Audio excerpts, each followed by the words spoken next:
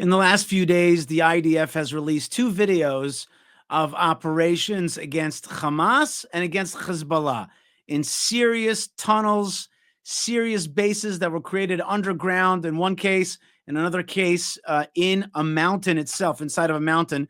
And I want us to just peruse these IDF videos. Let's take a look at the Hamas video first. Okay, so you can see here that they found in central Gaza a munitions factory. And this is after over a year that we've had this war. And you could look at the munitions factory. They make their missiles.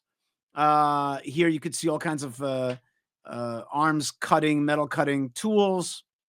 All right, this is after it's been bombed, so the place looks a little bit messed up, but you get a sense of how extensive this munitions factory is. I could see that already was damaged. Okay, you could see it was damaged by an IDF strike. But look how this has been built. There's a kitchen.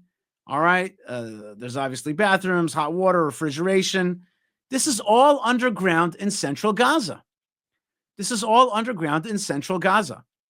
That means that since 2005, this has been built under the nose of Israel. Remember, Gaza is right next to it is part of the land of Israel.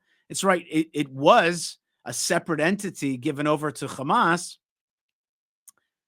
And look, there's the toilet. Look what has been created right underneath our noses. And finally, after a year of fighting and battling and entering this place and searching for hostages, this is what they found.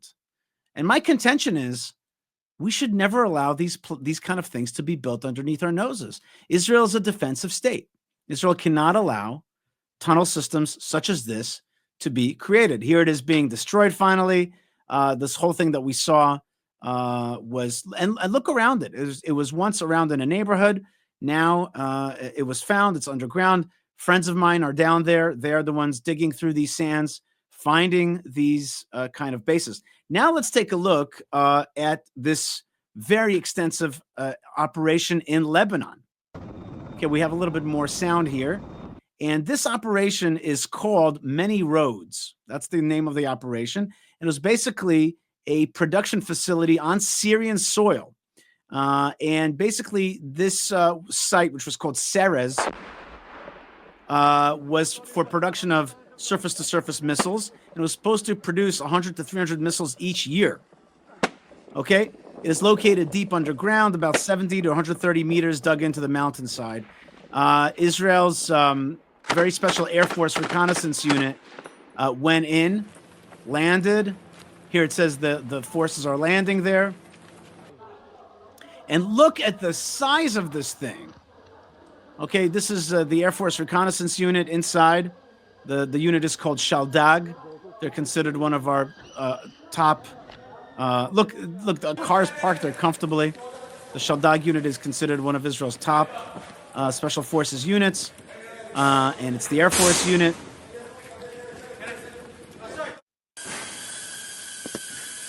That noise that you hear is drones going in front of the troops, and they're collecting information. They're finding paperwork. Okay, these are important documents, important intelligence that is later analyzed. And once again, my point here is very simple. Here's the destruction of the site. Okay, after they went in, raided it, I think they actually lined it with dynamite and popped it from within. The reason that they had to do that is because it was so well dug into the mountain that you could only explode it from the inside.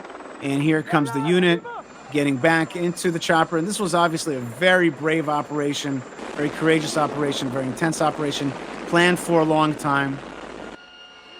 And here they are back in the chopper, and they're flying home. All right. And there's the command and control. These are former pilots, as you can see by their pilot uniforms. Okay, and there's tons of people that you can't see their faces because it's all secretive. And here comes the unit with also the bags full of intel and a successful operation. So, okay, very brave and very awesome and very well planned out missions.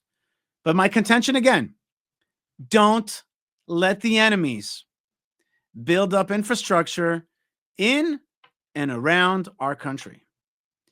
The job of the Jewish state is to protect Israel and to protect the citizens of Israel. That's its first job. Israel is a threatened people, a threatened state.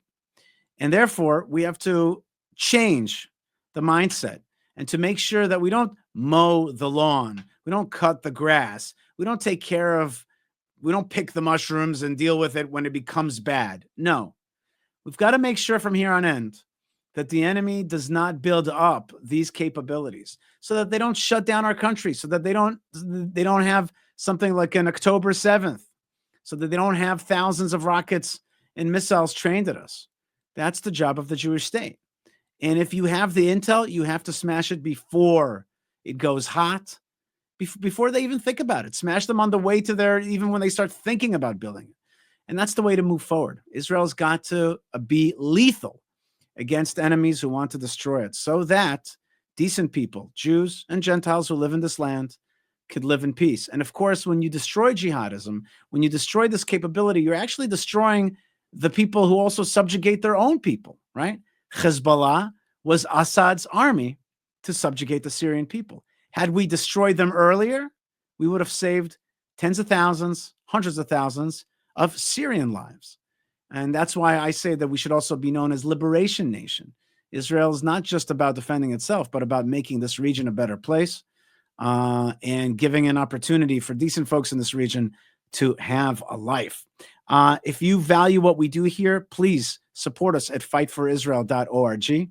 It's very simple. We beautify the land of Israel. We give people strength. We broadcast messages of strength. We open the Overton window of discussion. We help people have a consciousness that is past, that is forward, that is above the kind of limited mindset that sometimes even the state of Israel broadcasts. So we help people. Help us as well. Fightforisrael.org. And if you love the show, another way to do it is buymeacoffee.com/Yishai. Israel's got to be strong. That's what God wants for us. That's what the people of the region want for us. And that's what we're going to have to do. That's the lesson of the 7th of October. God bless you, folks. I'm Yisrael Chai. Be strong, be connected, and stay tuned. Lots of love from the land of Israel, and shalom.